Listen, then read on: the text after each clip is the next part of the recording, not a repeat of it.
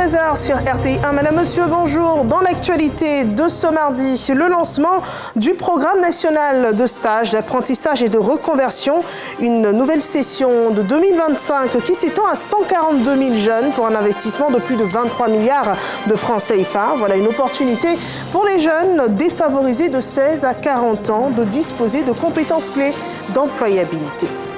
La rentrée de l'Assemblée nationale de Côte d'Ivoire et 25 projets de loi à examiner sur les 6 prochains mois. Des orientations sont données par le président de l'institution parlementaire ivoirienne qui a lancé les travaux des députés devant une assemblée marquée par une forte présence diplomatique régionale. Et puis, les premières décisions de Donald Trump, aussitôt entré en fonction, le 47e président des États-Unis signe une série de décrets portant sur l'immigration, le climat, l'énergie, le droit des personnes transgenres, le commerce international ainsi que la guerre en Ukraine. Un prix africain pour la promotion de la paix attribué au président de la République de Côte d'Ivoire, Alassane Ouattara, une prestigieuse distinction pour son rôle dans le renforcement de la paix et de la stabilité en Afrique. Ce prix sera remis à la conférence africaine pour la promotion de la paix qui s'ouvre ce mardi en Mauritanie avec une action portée sur des valeurs humaines communes et un soutien indéfectible de solutions pacifiques pour construire la paix. Alassane Ouattara est ainsi désigné pour ce prix en 2025 après Adama Barrow, le président de la Gambie, qui lui a été désigné pour ce prix en 2024. Passons à présent à la politique sociale en Côte d'Ivoire avec le programme national de stage, d'apprentissage et de reconversion qui est lancé, un plan pour l'employabilité qui cible 142 000 jeunes de 16 à 40 ans sur tout le territoire ivoirien pour un investissement d'un peu plus de 23 milliards de francs CFA.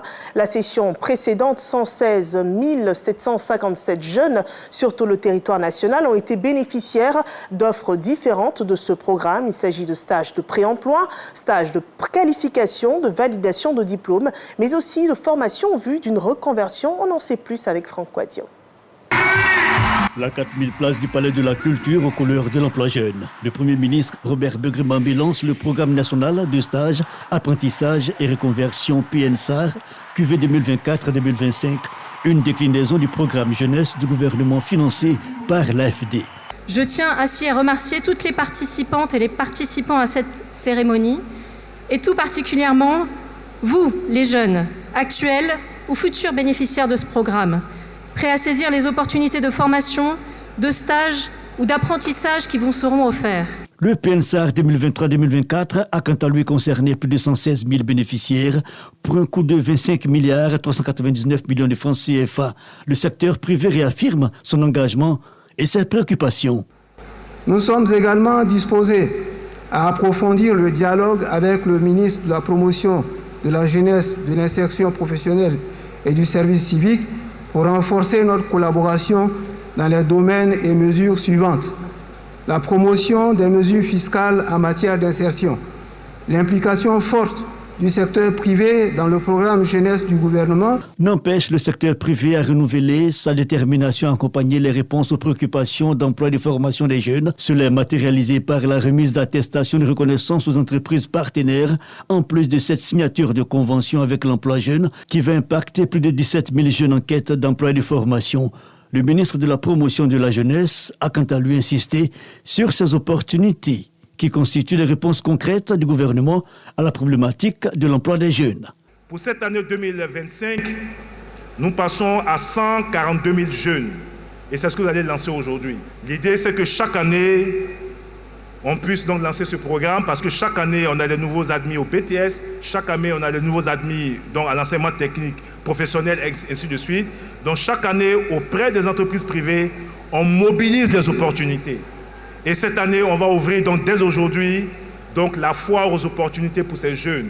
Ils pourraient donc aller s'inscrire par milliers, partout, dans les guichets emploi, auprès des services donc des ministères sectoriels, le ministère de l'économie numérique, le ministère de la culture, le ministère des Transports. 750 opportunités d'insertion dans ce secteur et dans le numérique, quelques 200 000 jeunes à recruter. Stage de qualification, stage école, apprentissage et la formation de reconversion et requalification. 4 déclinaisons du PNSAR Et les jeunes, issus de plusieurs filières de formation technique et professionnelle, disent y trouver leur compte. J'ai aimé vraiment ce que le ministère nous a proposé. Ça prouve vraiment qu'ils prennent en compte tout ce que nous demandons. Ça montre vraiment que nous avons un gouvernement dévoué pour la réussite de la jeunesse ivoire. Ce qui m'accroche le plus, ce sont les stages de validation et de qualification. Parce qu'une chose, c'est d'avoir son BTS, mais aussi de valider. Et l'autre, c'est d'avoir aussi une qualification professionnelle. Des jeunes invités à s'inscrire sur les différentes plateformes technologiques et les guichets, mais aussi invités au travail par le chef du gouvernement.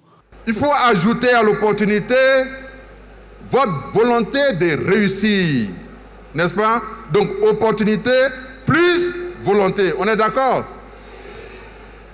Dernière chose, à ces deux éléments, il faut ajouter la persévérance. La persévérance. Donc, opportunité, plus volonté, plus persévérance. Le résultat, c'est que vous serez parmi les 70% qui vont avoir des emplois en moins de 6 mois et vous serez parmi les 80% qui auront la chose. Voilà. Action symbolique, la remise officielle de clés à l'agence Emploi Jeunes par le Premier ministre Robert Begremambé. Elle concerne une dizaine de véhicules pour faciliter davantage la concrétisation des actions du gouvernement en termes d'emploi des jeunes. Par ailleurs, bientôt sera organisé par la tutelle un salon de l'insertion des jeunes et un job dating qui aura lieu tous les 3 mois. Et c'est plein de volonté que tous les députés étaient présents à la rentrée solennelle de l'Assemblée nationale pour la première session ordinaire 2025 qui a été ouverte hier par Adama Bictogo, le président de l'institution, qui a donné à cette occasion son orientation. Une année qui sera marquée donc par un engagement renforcé pour la diplomatie parlementaire, la promotion de la paix, de la démocratie, mais aussi une participation active aux décisions sur le climat. Une rentrée effective donc pour les députés de l'Assemblée nationale qui ont une vingtaine de projets de loi à examiner sur les 6 prochains mois, nous dit Moussa Konaté. Les députés de retour à l'hémicycle. Après 20 jours de repos, c'est la reprise des activités parlementaires. La première session ordinaire pour l'année 2025 s'ouvre ce 20 janvier en présence du Premier ministre Robert Begremambé et de plusieurs présidents d'institutions. Pour les 6 mois de travaux à venir, 25 textes de loi sont déjà sur la table de l'Assemblée nationale. 9 projets de loi ordinaires, 8 projets de loi de ratification d'ordonnances et 8 projets de loi d'autorisation de ratification de conventions internationales. Ces projets de loi ont trait, entre autres, à l'exercice de la médecine, aux droits humains, au changement climatique, à la fiscalité et à l'activité industrielle. Comme vous pouvez le constater, cette session sera l'objet d'intenses travaux. Aussi, voudrais-je nous exhorter à examiner, comme à l'accoutumée, ces différents textes de loi avec intérêt, minutie et rigueur, afin d'y apporter éventuellement des amendements constructifs et améliorer leur contenu au cours de nos travaux. L'année 2025 sera marquée par l'élection présidentielle. Dans son discours d'orientation, le président Adama Bictogo invite l'ensemble des députés à maintenir l'élan de cohésion pour un scrutin apaisé. Nous, députés, en notre qualité de représentants du peuple, devrons être des vecteurs de paix et d'apaisement. Nos mandats nous observent. J'en appelle donc au sens de la responsabilité de chacun et de chacune de nous, afin d'œuvrer à ce que ces scrutins se tiennent dans un climat apaisé. C'est un engagement citoyen qui prend sa source dans la conscience citoyenne. J'en appelle donc à la résilience républicaine des députés que nous sommes et de nos concitoyens.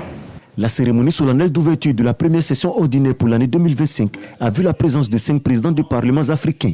Les présidents d'Assemblée nationale du Sénégal, du Bénin, du Togo, du Ghana et le président du Sénat du Nigeria. Une présence qui témoigne du succès de la diplomatie parlementaire. Voilà, le ton est donné. Voyons ce qu'en pensent les parlementaires de la Chambre basse du Parlement ivoirien. 5 présidents du Parlement africain à l'Assemblée nationale ce jour. Ils répondent ainsi à l'invitation du président Adama Bictogo pour l'ouverture de la première session ordinaire de l'Assemblée nationale. Une présence qui marque la parfaite collaboration parlementaire entre la Côte d'Ivoire et ses pays frères de la CEDEAO. Et en tant qu'Africains, nous devons démontrer la solidarité et la coopération dans le contexte du panafricanisme afin de promouvoir la démocratie et la stabilité politique afin de répondre aux aspirations de nos populations. Nous voulons promouvoir la diplomatie parlementaire à travers une franche coopération bilatérale. Pour ce faire, il nous faut aujourd'hui plus que jamais créer des espaces de dialogue où les parlementaires de toute l'Afrique pourront se retrouver pour échanger et bâtir des ponts entre nos peuples. Je crois fortement que la diplomatie parlementaire est un outil puissant que nous devons utiliser pour promouvoir la stabilité et le développement de nos États. Notre région doit être un exemple de coexistence pacifique. Ensemble, faisons de nos États et de notre région des modèles de paix et de prospérité partagée. Des adresses qui s'inscrivent dans le cadre de la solidarité entre parlements africains. Pour les députés ivoiriens, la présence de ces illustres invités symbolise le rayonnement de la Côte d'Ivoire à l'international. Nous avons tous vu dans leur intervention cette satisfaction à voir la Côte d'Ivoire debout. Et ils ont salué l'œuvre du père fondateur, son Excellence Félix Houphouët-Boigny, mais surtout féliciter également le travail que le chef de l'État, son Excellence Alassane Ouattara, a fait. Tout ceci, ce sont de très bonnes choses que j'apprécie et qui nous donnent, nous, parlementaires ivoiriens, la force de continuer notre travail, nous sachant que nous sommes dans un environnement international qui nous regarde. C'est l'intérêt que la sous-région accorde à la Côte d'Ivoire, compte tenu de son poids économique et je dirais aussi politique au sein de la CEDEAO. C'est aussi l'appel de nos frères africains à la démocratie en Côte d'Ivoire, à une expression démocratique, à des élections apaisées pour les élections 2025. Je pense que tout a tourné autour de la paix, autour de l'intérêt commun, autour de la mission que nous, en tant que parlementaires, nous devons mener pour nos populations qui nous ont mandatés à cet effet. Ouverte ce lundi 20 janvier, la première session ordinaire de l'Assemblée nationale pour l'année 2025 prendra fin dans le mois de juin. Et voilà, 2025, une année de grands changements aussi pour le secteur de la construction, du logement et de l'urbanisme. Il est promis aux Ivoiriens un cadre de vie décent et structuré. Des réformes sont annoncées dans ce sens. Explication dans ce rapport de Juliette Ouéa. 230 chantiers de construction, de réhabilitation, d'entretien et de maintenance des édifices publics, plus d'une centaine de programmes immobiliers contrôlés, le projet d'adressage des rues et l'attestation de droit d'usage coutumier ADU, désormais seul document exigé pour l'acquisition foncière. Voici les actions clés du ministère de la Construction, du Logement et de l'Urbanisme menées en 2024. C'est disposer d'outils de planification et de gestion urbaine en vue d'offrir à nos populations des services de meilleure qualité, de mieux maîtriser l'expansion de nos villes, moderniser, sécuriser, simplifier les démarches et la production des actes administratifs du foncier, renforcer l'intégrité juridique de l'ACD pour en faire définitivement un élément de sécurisation des transactions en matière foncière et un élément de dynamisation de notre économie, sécuriser le cadre bâti, réglementer le secteur de l'habitat et relancer durablement le programme présidentiel de construction de logements socio-économiques. Des réformes visant à permettre aux populations de bénéficier d'habitations décentes à des coûts abordables. L'accès au logement par la mise à disposition des premiers logements qui vont être achevés dans le cadre du programme d'urgence, la poursuite du programme présidentiel qui aujourd'hui est à 40 000 logements à peu près et qui va s'intensifier avec les ressources que nous avons demandé, les mesures qui sont en train d'être prises. La Côte d'Ivoire connaît une urbanisation très rapide. Le déficit en matière de logement est estimé à ce jour à près de 800 000 unités. C'est l'une des priorités du ministère de la Construction, du Logement et de l'Urbanisme. Il y a une réforme également observée aussi dans le statut des affaires maritimes et portuaires ivoiriennes. Elles sont alignées à l'armée. Désormais, c'est une décision prise par décret présidentiel en fin d'année 2024. Les implications sont présentées dans cet élément de Léon Pro. Comme aux 3 maintenus en activité, le ministre remet à 14 autres officiers supérieurs des affaires maritimes et portuaires les décrets qui les nomment dans les grades de colonel et colonel-major. Le chef de l'État aligne ainsi ce corps chargé de la sécurité des côtes et du transport maritime à l'armée, une première. Nous vous prions de traduire notre infinie gratitude à toutes nos autorités, notamment le président de la République, son Excellence Alassane Ouattara. 16 ans pour la réforme du Code des affaires maritimes et portuaires en force paramilitaire. Célestin Seredo, le ministre de tutelle, appelle à mériter cette confiance du président de la République, chef suprême des armées. La présence outrancière sur les réseaux sociaux doit être désormais bannie de vos habitudes. Laissez derrière vous la propagande. Travaillez plutôt pour le développement des affaires maritimes ivoiriennes qui induira votre propre épanouissement. Associé à cet appel à la discipline et au travail, organisations syndicales et sociales, la hiérarchie, quant à elle, est mise en mission d'instauration de l'ordre. Je vous demande de prendre toutes dispositions nécessaires pour mettre de l'ordre dans le port des galons et autres attributs, ainsi que dans les agréments des ateliers de confection de tenue des affaires maritimes et portuaires. 31 décembre 2024, date de la réforme et de nomination après 4 ans d'intérim du nouveau directeur général des affaires maritimes et portuaires.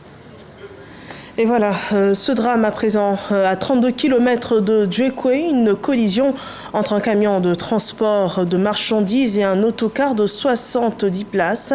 Le bilan fait état de 15 morts et 23 blessés à Ponan-Ouinlo, un village situé sur l'axe Djekwe-Daloa.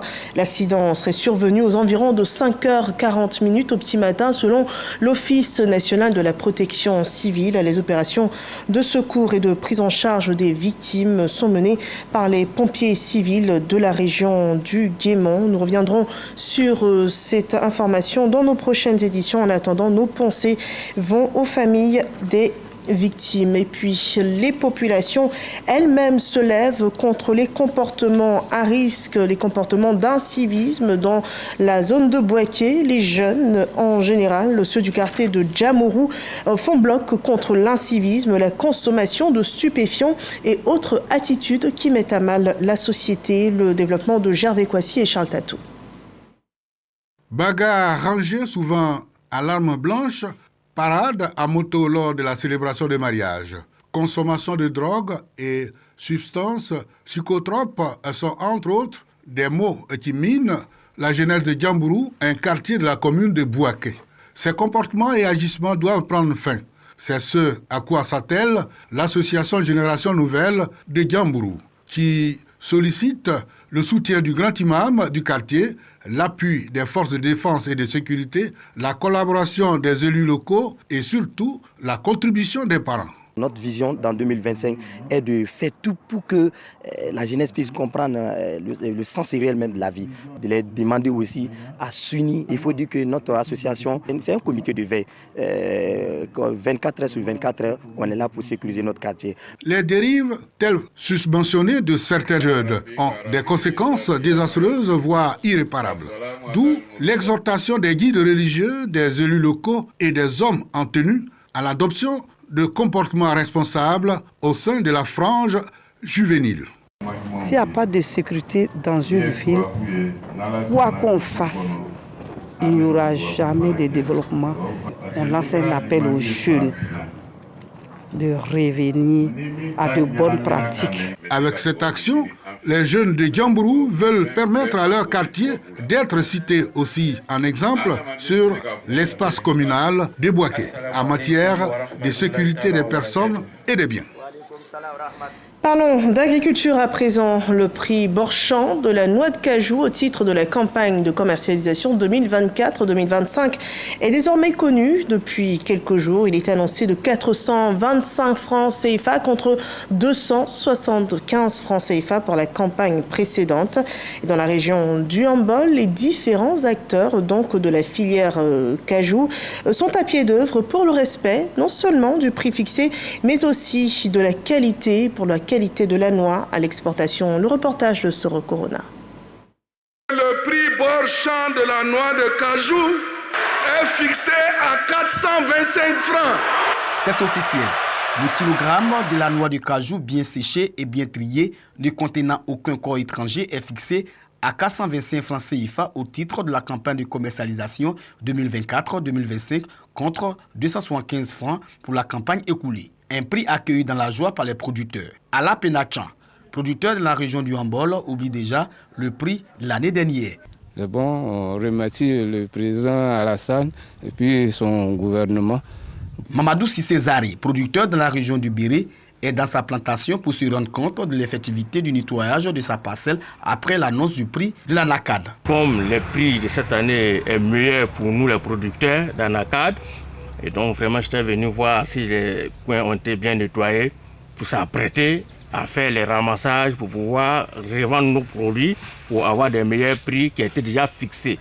Les producteurs sont reconnaissants au président de la République, Alassane Ouattara. Je remercie d'abord pour un premier temps le gouvernement ivoirien pour tous ces efforts qu'il fait pour sa population. Cette année, je sais que chacun de nous va pouvoir faire quelque chose. Tous les efforts que le gouvernement fait, c'est pour nous.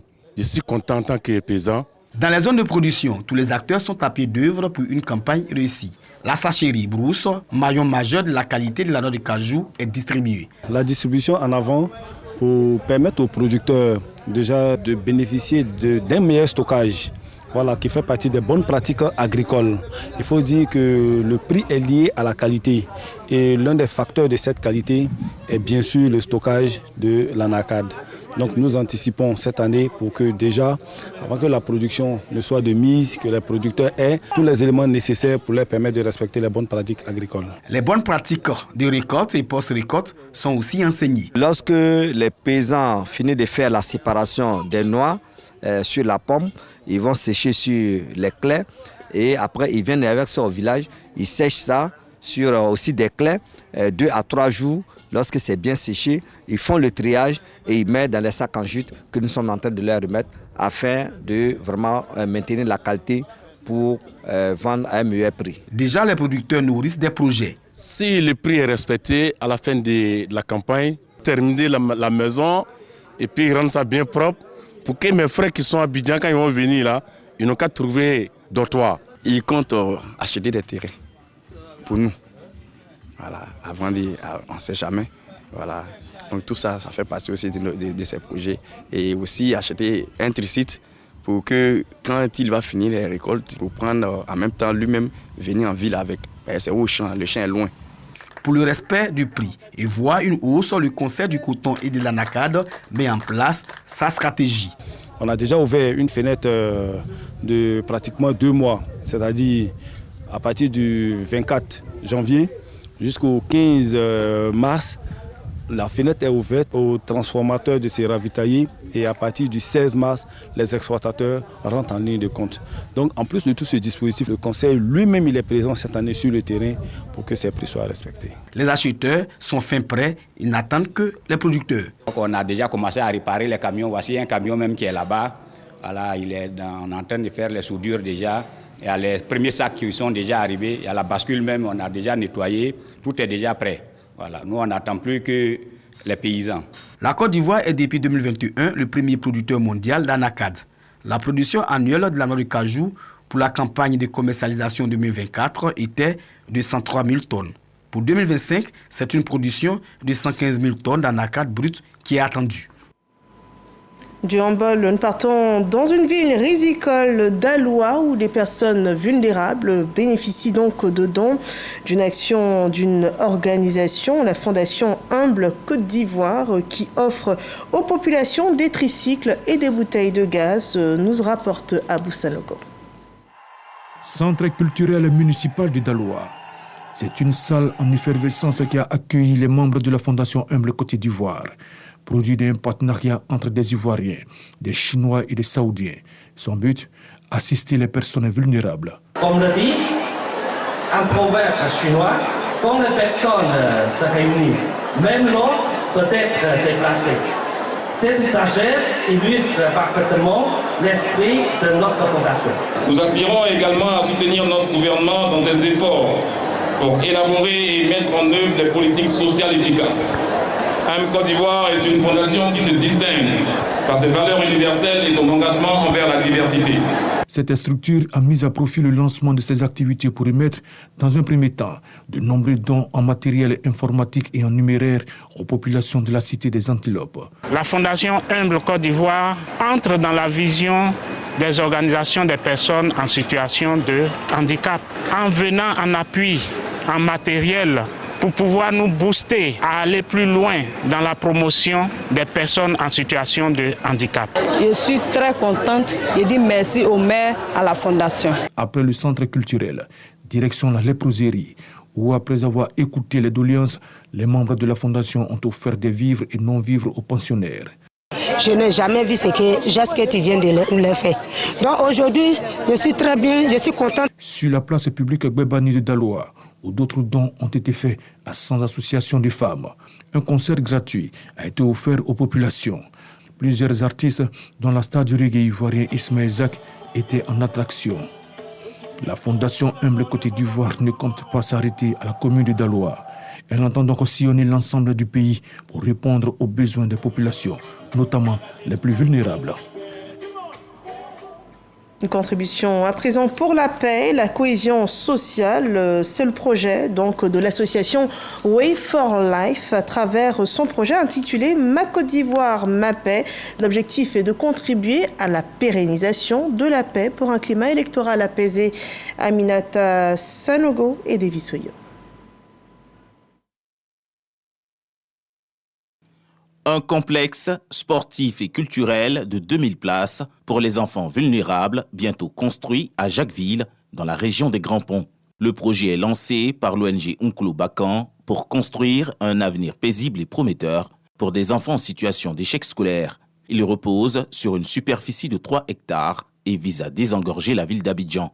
Le futur complexe sportif de Jacquesville suscite déjà l'intérêt de nombreuses institutions gouvernementales. Le partenariat avec l'Institut national de la jeunesse et des sports garantit une orientation professionnelle de qualité pour les élèves doués en sport, contribuant ainsi au développement des métiers du sport.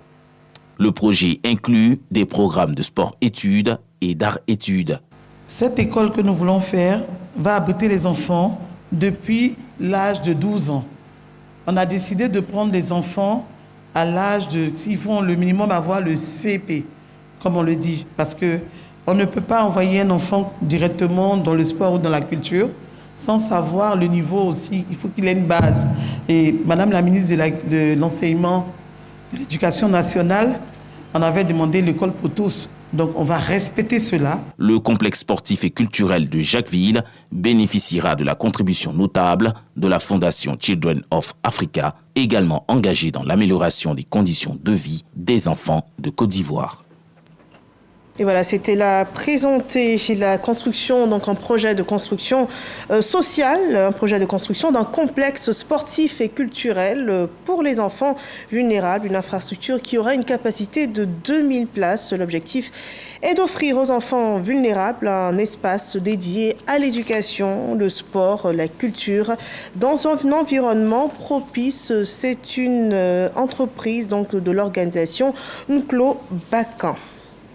Nous passons à présent à l'actualité hors de nos frontières avec cette tragédie qui a frappé le nord du Nigeria lorsqu'un camion citerne s'est renversé déversant du carburant et qui a provoqué une explosion meurtrière, une explosion qui a coûté la vie à 98 personnes et fait au moins 69 blessés. Cet incident met en lumière des défis de sécurité mais aussi des conséquences socio-économiques des réformes en cours dans le pays.